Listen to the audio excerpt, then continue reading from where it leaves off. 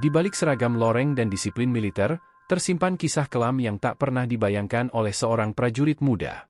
Prada Laki Cepril Saputra Namo, 23 tahun, datang ke barak dengan penuh semangat membela negeri, namun pulang dalam peti jenazah, tubuh penuh luka, paru-paru bocor, ginjal rusak parah. Malam-malam penuh teror, bentakan, pukulan, hingga jeritan lirih, "Tolong Mama," menjadi saksi bisu penderitaan terakhirnya. Selamat datang dan kembali lagi di channel Bicara Saja. Langit di atas Kabupaten Nagekeo, Nusa Tenggara Timur sore itu berwarna oranye pucat. Angin laut yang bertiup dari arah selatan membawa aroma asin, bercampur dengan bau tanah kering yang lama tak tersentuh hujan.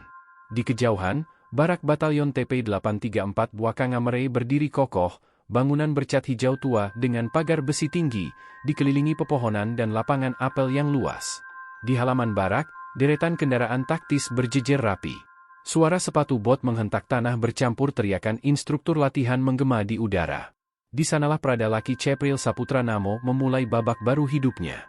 Laki adalah pemuda 23 tahun yang baru lulus pendidikan dasar militer. Ia berasal dari Kelurahan Danga, putra sulung dari Sepriana Paulina Mirpe, seorang ibu tunggal yang membesarkannya dengan penuh perjuangan. Laki bukan hanya anak pertama, tapi juga tumpuan harapan keluarga.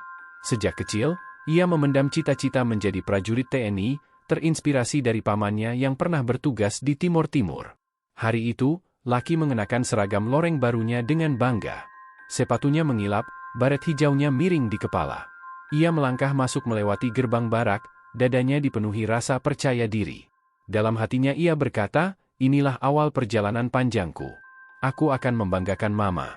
Namun, Laki tidak tahu bahwa di balik gerbang itu, aturan yang berlaku tidak hanya tertulis di buku. Ada aturan tak terlihat, aturan senioritas yang kaku dan seringkali kejam. Perkenalan dengan para senior. Hari-hari pertama terasa normal. Laki bersama belasan rekan seangkatannya mengikuti rutinitas, apel pagi, latihan fisik, tugas piket, dan patroli ringan. Senior-seniornya menyambut dengan sikap yang terlihat ramah. Beberapa memberi nasihat, ada juga yang bercanda. Salah satu senior yang sering mengajaknya bicara adalah Serda Immanuel, prajurit berusia 30 tahun dengan tubuh kekar dan suara lantang. Dari luar, Immanuel tampak seperti kakak yang baik. Ia sering bercerita tentang medan tugas, memberi tips bertahan di barak, bahkan sesekali mentraktir minuman di kantin. Namun di sisi lain, ada sosok senior yang membuat Laki tidak nyaman, Kopral II Andi Wirawan, pria berusia 28 tahun dengan tatapan tajam dan temperamen meledak-ledak. Andi dikenal sebagai pemimpin tidak resmi kelompok senior yang suka menguji mental prajurit baru. Isyarat awal. Suatu malam, sekitar pukul 21.30, Laki yang baru saja selesai mandi dipanggil oleh seorang senior lain. "Prada Laki, ikut saya ke gudang belakang," katanya singkat. Laki menuruti perintah. Gudang itu berada di sudut belakang barak, jauh dari keramaian. Pintu besinya terbuka, lampu redup menerangi ruangan yang dipenuhi peralatan lapangan. Di sana sudah menunggu 3 orang senior, termasuk Kopral Andi. "Kamu tadi siang pas apel siang kurang sigap." "Mata lihat ke bawah terus," ucap Andi sambil berjalan mendekat. Laki mencoba menjelaskan, "Siap, Kopral, mata saya agak silau karena matahari." Namun belum sempat menyelesaikan kalimat, sebuah tamparan keras mendarat di pipinya. Pukulan itu mengejutkan Laki. Ia terpaku, matanya membulat, tapi ia tahu tidak boleh melawan. "Di sini nggak ada alasan, paham?" bentak Andi. Setelah beberapa menit diinterogasi, Laki dipersilakan kembali ke kamarnya. Tidak ada luka berarti malam itu, hanya pipi yang memerah. Tapi sejak kejadian itu, ia mulai sadar bahwa keramahan di awal hanyalah kulit luar. Rutinitas yang mencekam. Hari-hari berikutnya berjalan seperti biasa, tapi rasa waspada selalu menghantui Laki. Saat apel, ia memastikan sikap tubuhnya sempurna. Saat makan di kantin, ia memilih duduk di meja pojok, jauh dari pandangan senior tertentu. Namun, rasa aman itu semu. Beberapa kali, ia mendapat tugas tambahan yang berat. Misalnya, membersihkan toilet sendirian larut malam atau mengangkat drum air dari halaman belakang. Semua perintah itu ia jalani tanpa membantah, karena ia tahu, membangkang berarti masalah besar. Laki punya sahabat dekat di barak bernama Prada Markus Laeng, rekan seangkatan yang berasal dari Flores. Markus sering menjadi tempat Laki bercerita. "Markus, kadang aku mikir, jadi prajurit itu nggak seseram ini waktu di pendidikan," ujar Laki suatu malam. Markus hanya menghela napas. Ya, kalau di lapangan beda. Kita cuma bisa saling jaga. Telepon ke rumah. Beberapa minggu setelah kejadian di gudang, Lucky menelepon mama angkatnya, Maria Lecky, yang tinggal tak jauh dari barak. Suaranya pelan, seperti takut terdengar orang lain. "Ma, kalau aku cerita, jangan bilang siapa-siapa ya." Maria terdiam, lalu menjawab lembut, "Iya, nak. Ada apa?" "Aku sering dipukul, Ma. Kalau ada salah, atau kadang nggak salah pun, mereka marah-marah. Aku takut." Maria kaget, tapi ia berusaha menenangkan Lucky. Ia tahu, mengadukan masalah seperti ini ke pihak luar bisa membuat Lucky dalam bahaya lebih besar. Namun di hatinya, ia mulai merasa ada yang tidak beres di barak itu. Puncak ketegangan awal. Pada suatu siang, latihan fisik di lapangan berlangsung di bawah terik matahari. Lucky yang kelelahan sedikit melambat. Kopral Andi melihatnya, lalu menghampiri. "Kamu lari atau jalan?" "Hah?" bentaknya, lalu mendorong Lucky hingga terjatuh. Di depan prajurit lain, Lucky dipaksa push up puluhan kali. Keringat bercampur debu menutupi wajahnya. Ia menahan rasa malu dan marah, tapi tetap diam. Dalam hatinya, ia mulai merasa ada sesuatu yang jauh lebih besar dari sekadar latihan. Ini adalah bentuk penekanan mental yang perlahan meruntuhkan dirinya. Akhir hari dan rasa gelisah. Malam itu, Lucky duduk di ranjangnya, memandangi foto dirinya bersama sang ibu yang ia tempel di lemari kecil. Markus yang tidur di ranjang sebelah sudah terlelap. Lampu kamar redup, suara jangkrik dari luar masuk lewat jendela. Lucky menghela napas panjang. Ia memejamkan mata, berharap esok akan lebih baik. Tapi di sudut pikirannya, ada firasat buruk yang tak bisa ia buang, bahwa semua ini baru permulaan, dan yang akan datang mungkin jauh lebih buruk. Di luar kamar, langkah kaki berat seorang senior terdengar mendekat. Malam di barak batalion TP834 Bwakangamere biasanya hening setelah jam istirahat. Lampu lorong hanya menyala redup, meninggalkan bayangan panjang di dinding hijau pudar. Namun malam itu, sekitar pukul 22.15, suara ketukan keras di pintu kamar Lucky memecah kesunyian. "Prada Lucky, keluar sekarang." Suara itu milik Kopral II Andi Wirawan. Tatapannya tajam, wajahnya datar tanpa emosi. Lucky yang baru saja selesai menulis catatan latihan merasa darahnya berdesir. Ia berdiri cepat, merapikan baret, lalu mengikuti Andi tanpa banyak tanya. Mereka berjalan melewati lorong menuju bagian belakang barak, ke sebuah bangunan kecil yang biasa digunakan untuk menyimpan perlengkapan lapangan.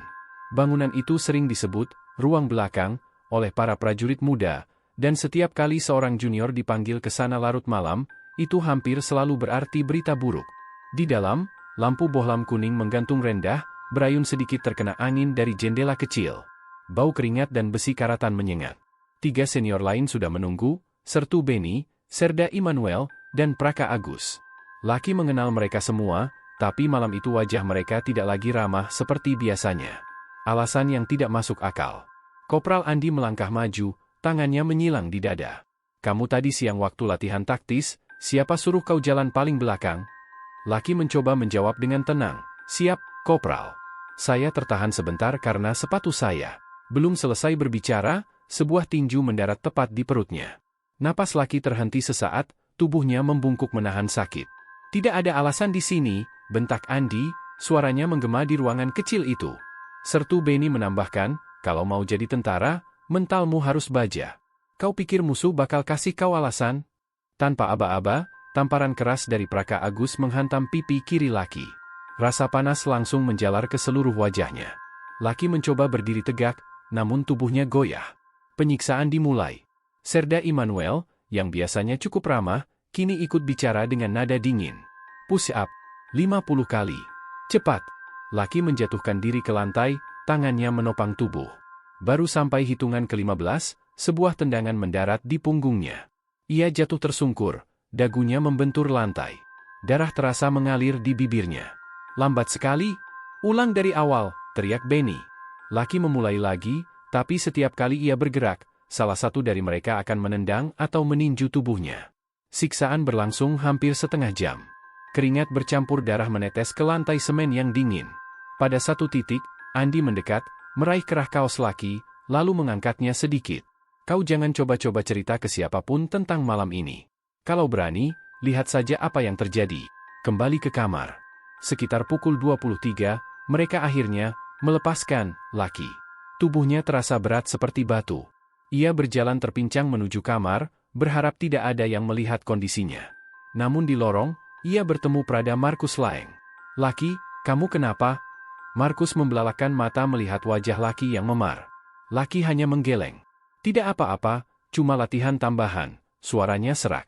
Markus tidak percaya, tapi ia tahu menanyakan terlalu banyak hanya akan membuat sahabatnya semakin takut. Menyembunyikan luka. Malam itu Laki mencoba tidur, tapi setiap kali ia berguling, rasa nyeri di punggung dan perut membuatnya terjaga. Ia membasuh wajah dengan air dingin, berusaha mengurangi bengkak di pipi. Namun lebam itu akan tetap terlihat esok pagi. Keesokan harinya, saat apel pagi, beberapa rekan seangkatannya melirik dengan cemas. Tapi Laki menunduk, memfokuskan pandangan ke tanah. Ia tahu, di dunia barak, terlalu banyak bicara bisa menjadi alasan untuk pelajaran tambahan. Telepon rahasia. Malam berikutnya, saat suasana cukup sepi, Laki memberanikan diri menelepon Maria Leki, mama angkatnya. Suaranya bergetar. "Ma, kalau aku cerita, janji nggak akan kasih tahu siapa-siapa." Maria mengangguk meski di ujung telepon. "Iya, nak. Cerita saja. Kemarin, aku dipanggil ke ruang belakang. Mereka pukul aku, Ma. Perut sama punggungku sakit sekali. Aku takut, Ma, tapi aku nggak bisa lari." Maria terdiam cukup lama. Ia ingin marah, ingin melapor, tapi ia tahu situasi ini berbahaya.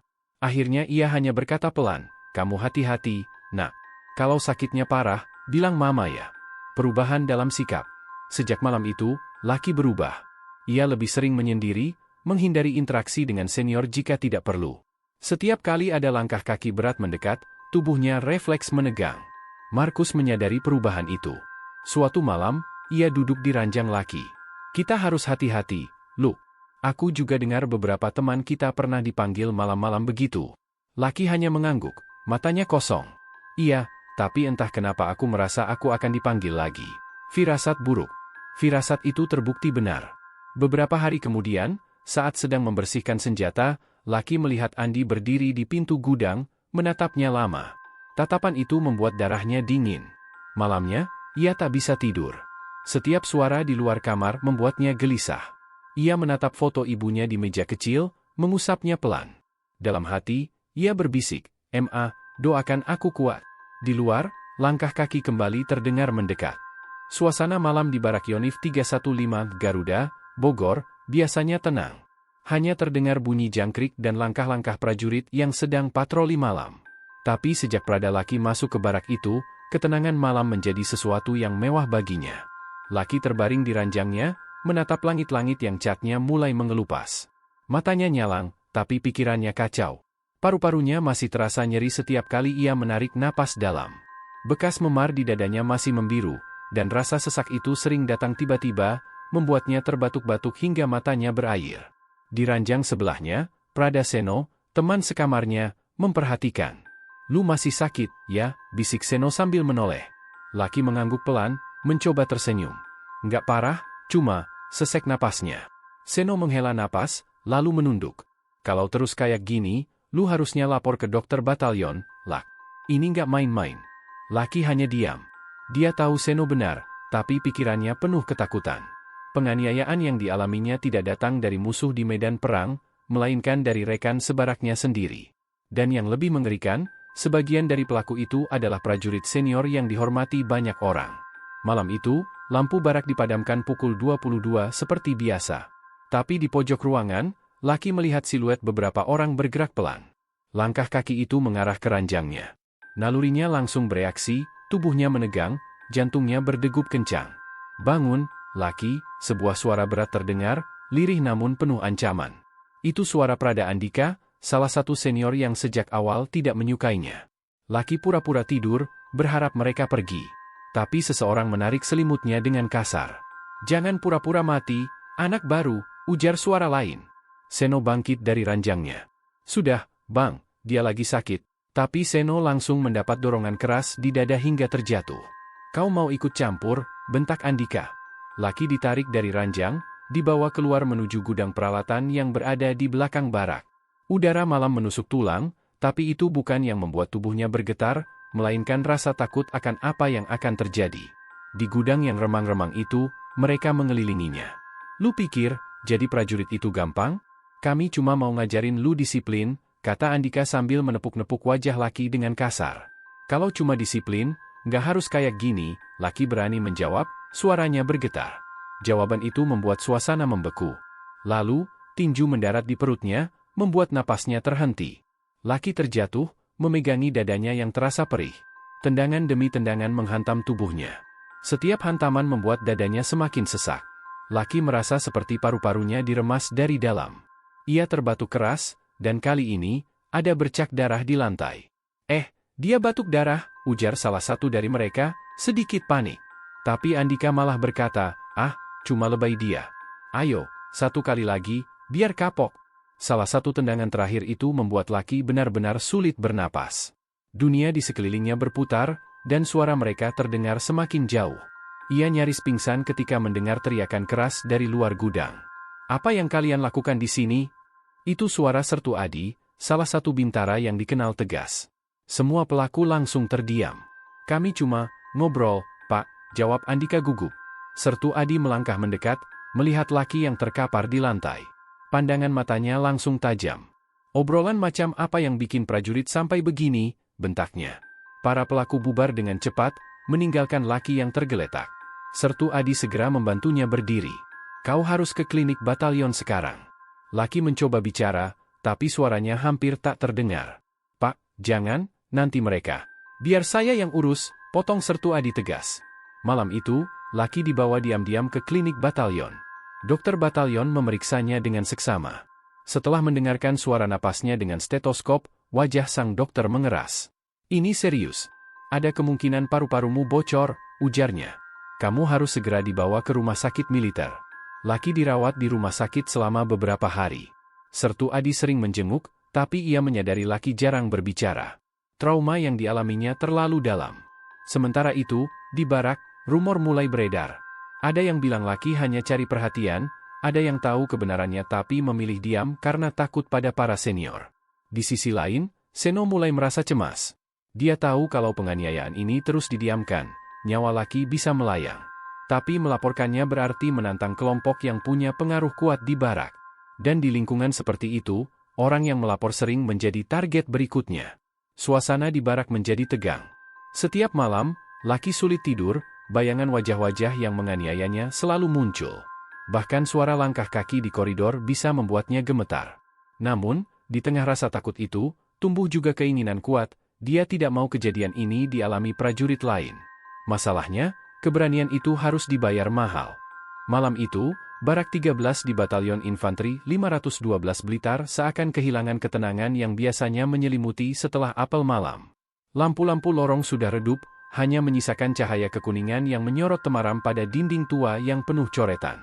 Angin malam masuk dari jendela besar yang tak sepenuhnya tertutup, membawa aroma tanah basah sisa hujan sore tadi. Prada Laki, yang masih lemah pasca insiden pemukulan siang sebelumnya, duduk di sudut ranjangnya. Wajahnya pucat, bibir pecah-pecah, dan napasnya terdengar berat.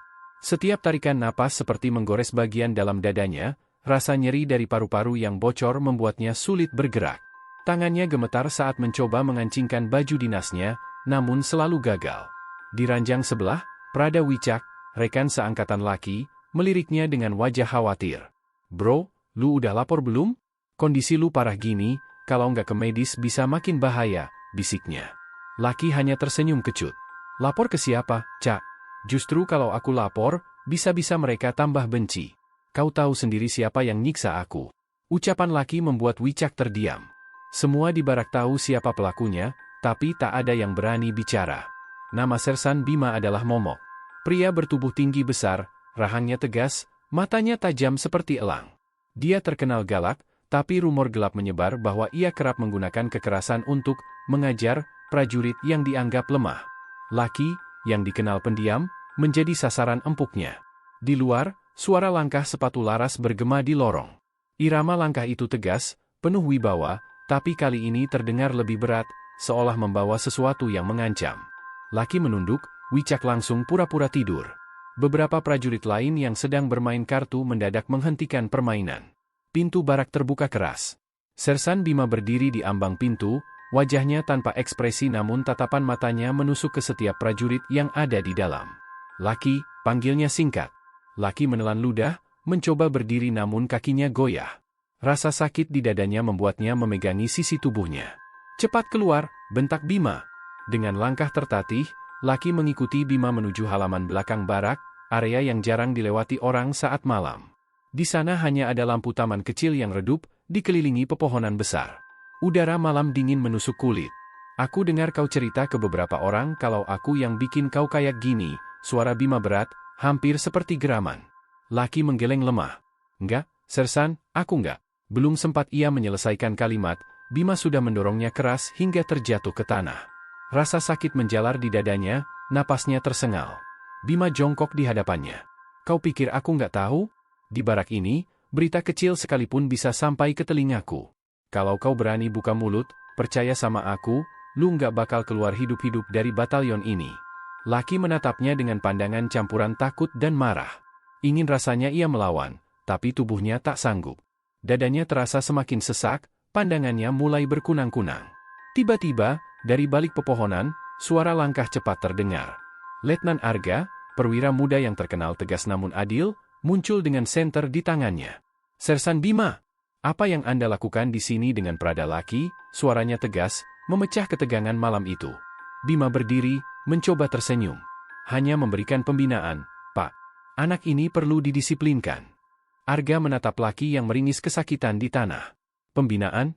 Atau penyiksaan?" Nada suaranya dingin. Bima tertawa kecil, "Pak, jangan salah paham." Namun Arga tak membiarkan Bima menyelesaikan kata-katanya. "Kembali ke barak Anda, Sersan.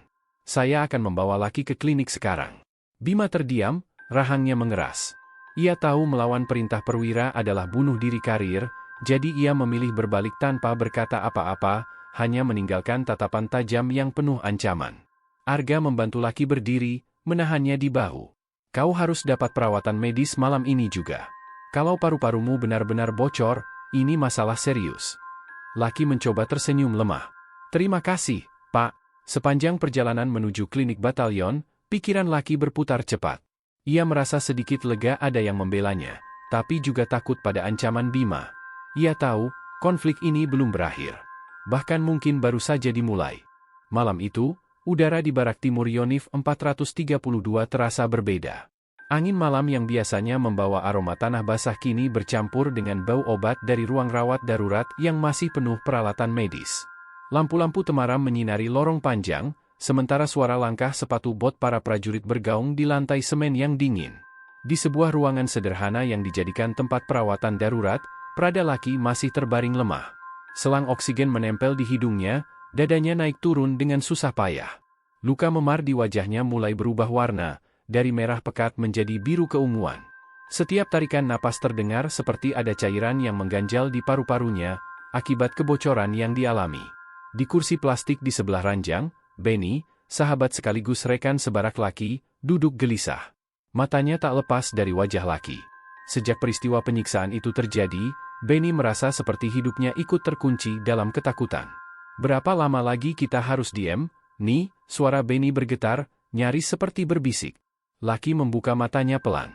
"Kalau kau bicara sekarang, bukan cuma aku yang habis, tapi kau juga." "Mereka gak main-main, Ni," jawabnya, suaranya serak dan pelan. Benny terdiam. Ia tahu yang dimaksud Laki adalah Kopral Seno dan kelompok kecil prajurit senior yang selama ini menebar teror di barak. Mereka dikenal kejam, menganggap junior sebagai mainan, untuk melampiaskan frustrasi atau sekadar menunjukkan kekuasaan. Bayang-bayang ancaman. Sementara itu, di ruang sebelah, Sersan Arif, komandan regu sekaligus atasan langsung Laki, duduk termenung sambil menatap berkas laporan harian. Laporan itu kosong, tidak ada catatan tentang perkelahian atau insiden apapun malam sebelumnya. Semua prajurit yang menjadi saksi bungkam. Arif tahu ini tidak wajar. Ia sempat melihat Laki dibawa masuk ke barak dalam kondisi setengah pingsan. Tapi setiap kali ia mencoba bertanya, jawaban yang ia dapat hanya, "Terpeleset waktu lari, komandan." Namun Arif bukan orang bodoh. Ia sudah belasan tahun bertugas di berbagai medan, dari Papua hingga perbatasan Kalimantan. Ia tahu luka terpeleset tidak akan membuat paru-paru bocor dan memar sebesar itu di tubuh seseorang. Masalahnya, setiap kali ia mencoba menggali lebih dalam, Ada tatapan tajam dari Seno yang seolah mengancamnya untuk mundur. Malam yang mencekam. Jam menunjukkan pukul 23.45. Benny masih duduk di sebelah Lucky, sementara di luar terdengar suara langkah beberapa orang mendekat. Ketukan keras terdengar di pintu. "Buka, nih. Kami cuma mau lihat Lucky," suara berat khas Seno terdengar dari luar. Benny menoleh ke Lucky yang langsung menatapnya dengan mata penuh peringatan. "Jangan buka," bisik Lucky cepat. Namun pintu itu tidak menunggu izin. Dengan satu dorongan kuat, Seno dan dua orang prajurit senior masuk. Wajah mereka dingin, mata mereka tajam. Seno mendekat ke ranjang Lucky, menunduk, lalu tersenyum sinis. "Kau masih bisa napas, ya? Bagus, berarti belum kapok," ucapnya pelan, namun nadanya penuh ancaman. Benny refleks berdiri, mencoba menghalangi. "Dia masih sakit, Bang. Jangan macam-macam." Belum sempat Benny menyelesaikan kalimatnya, salah satu anak buah Seno mendorongnya hingga terhuyung menabrak meja. Seno menatap Lucky lama. "Ingat, kalau mulutmu gatal, paru-parumu bisa benar-benar berhenti bekerja. Paham?" Lucky hanya menatap, tidak menjawab. Dalam hatinya, ia berusaha mengingat wajah-wajah yang harus ia lawan suatu hari nanti. Benny mulai retak. Setelah Seno pergi, Benny jatuh terduduk. Tangannya gemetar.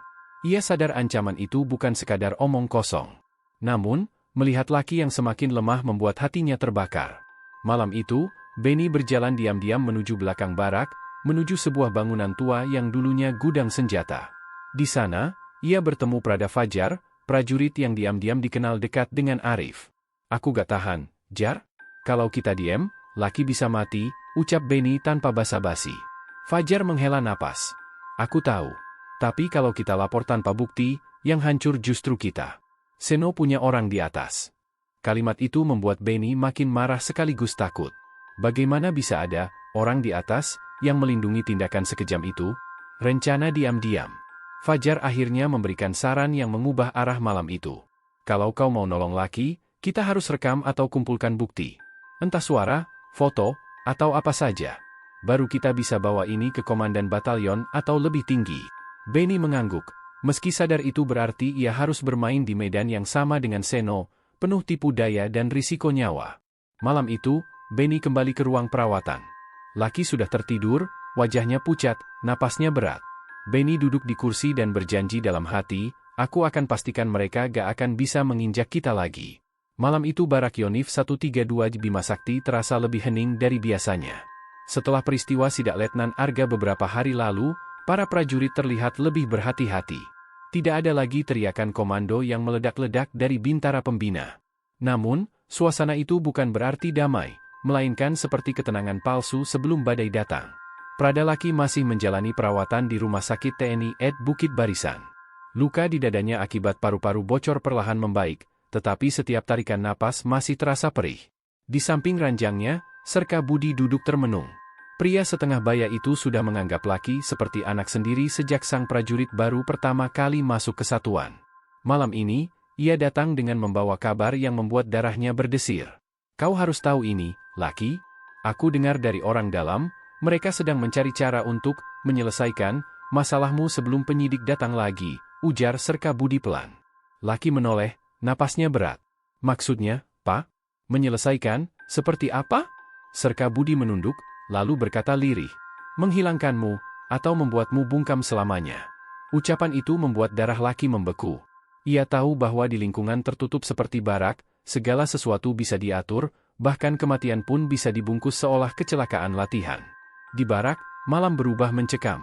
Sementara itu, di barak, Kopral Joni, salah satu prajurit senior yang pernah terlihat ikut memukul Lucky, sedang berbicara dengan dua prajurit lain di sudut gudang senjata. Suara mereka hampir tak terdengar, tetapi salah satu kata yang keluar cukup jelas, "malam ini." 15 menit kemudian, Letnan Arga menerima telepon rahasia dari perwira di batalion. "Letnan, pastikan Prada Lucky tidak bisa bersuara lagi saat tim Denpom datang besok. Atasan kita tidak mau ada nama batalion tercoreng di media."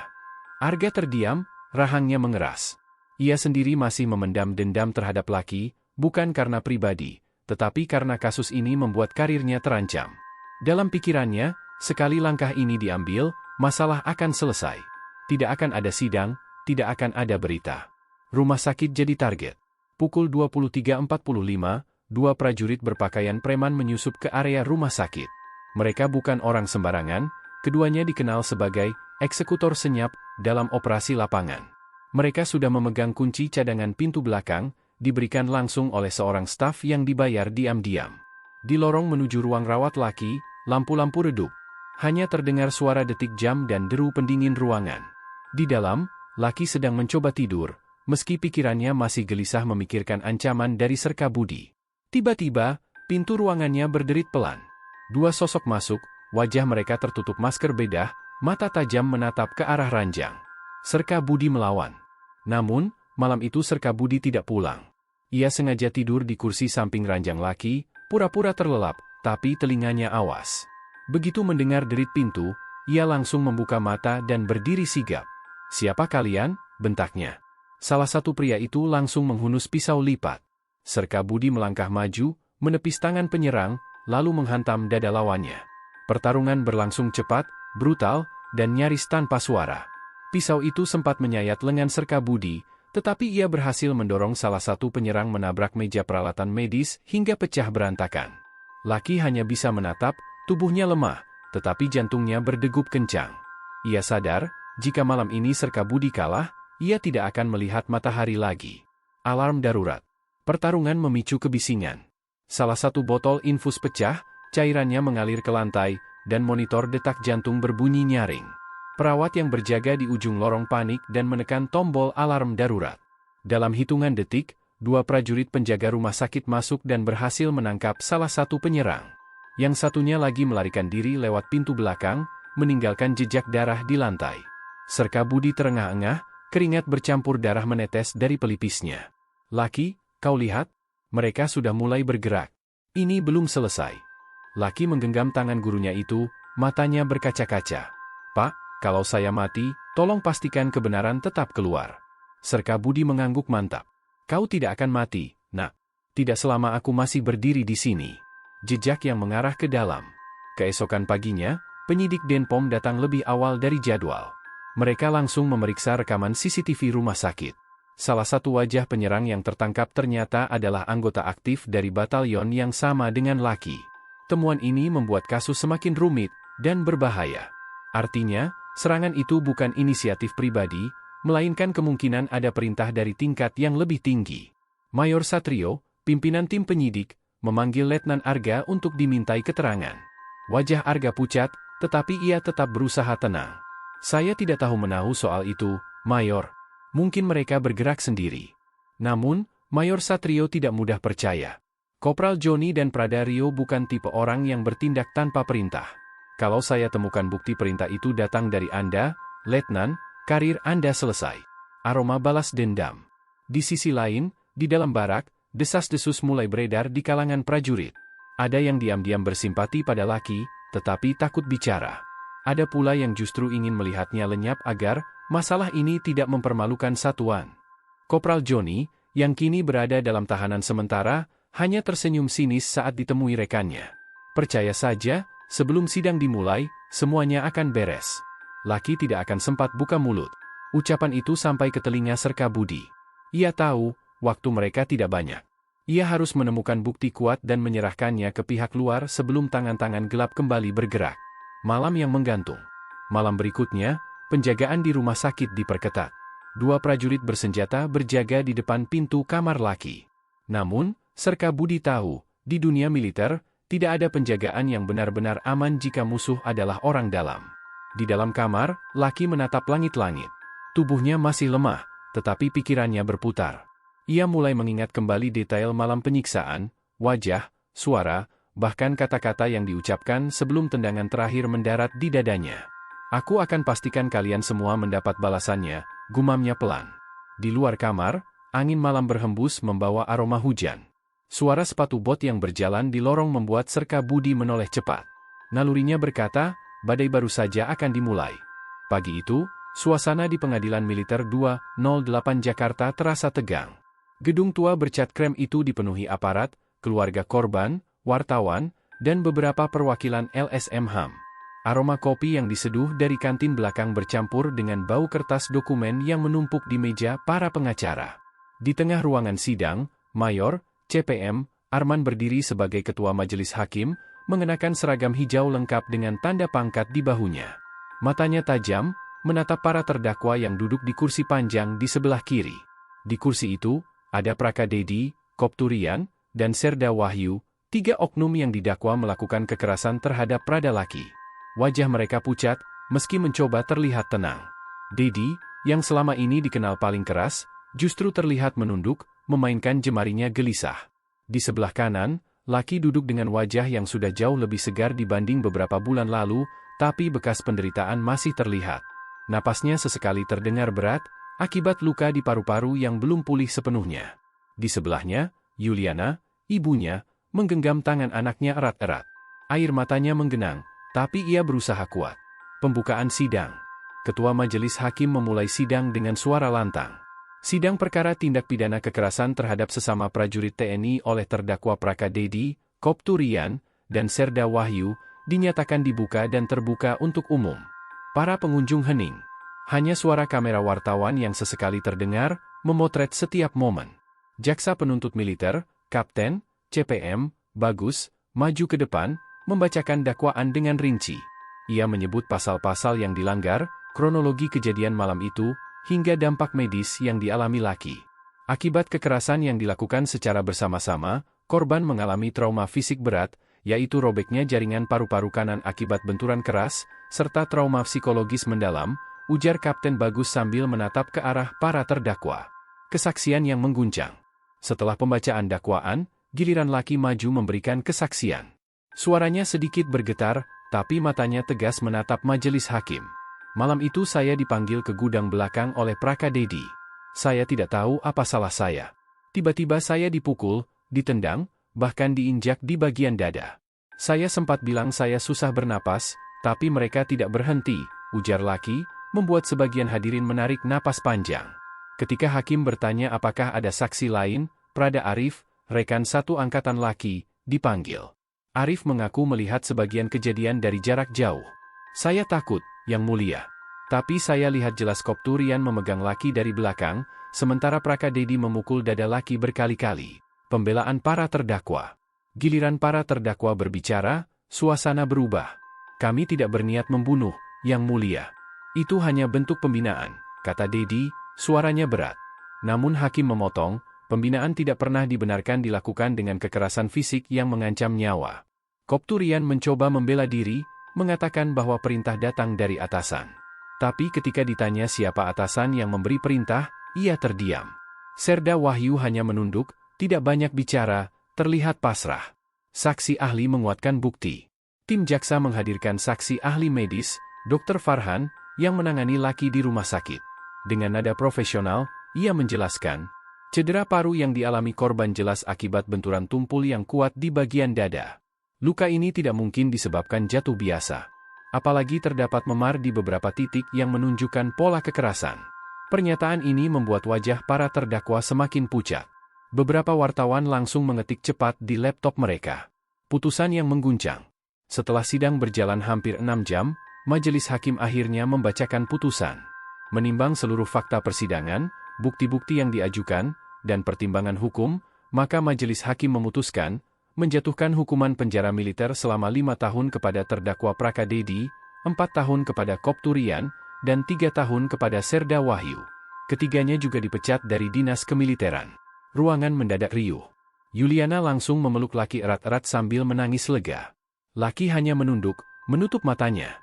Beban yang selama ini ia pikul, sedikit demi sedikit terasa terangkat. Dampak setelah sidang. Kasus ini menjadi sorotan nasional. Media memberitakan sidang tersebut selama berhari-hari, memunculkan diskusi besar soal budaya kekerasan di dalam barak. Beberapa anggota DPR bahkan mendesak agar sistem pengawasan di lingkungan TNI diperketat dan sistem pelaporan kasus kekerasan internal diperbaiki. Laki sendiri memilih mundur dari dinas aktif. Meski fisiknya mulai membaik, ia merasa tak sanggup lagi kembali ke lingkungan yang pernah membuatnya hampir kehilangan nyawa. Ia kini fokus pada pemulihan dan berencana membuka usaha kecil bersama ibunya di kampung. Malam setelah sidang, Laki duduk di teras rumah kontrakan mereka di Bekasi, memandang langit malam. Yuliana duduk di sampingnya, menyeruput teh hangat. "Masih sakit, Nak?" tanya ibunya pelan. "Sedikit, Bu." Tapi sakitnya di hati sudah agak reda, jawab Laki sambil tersenyum tipis.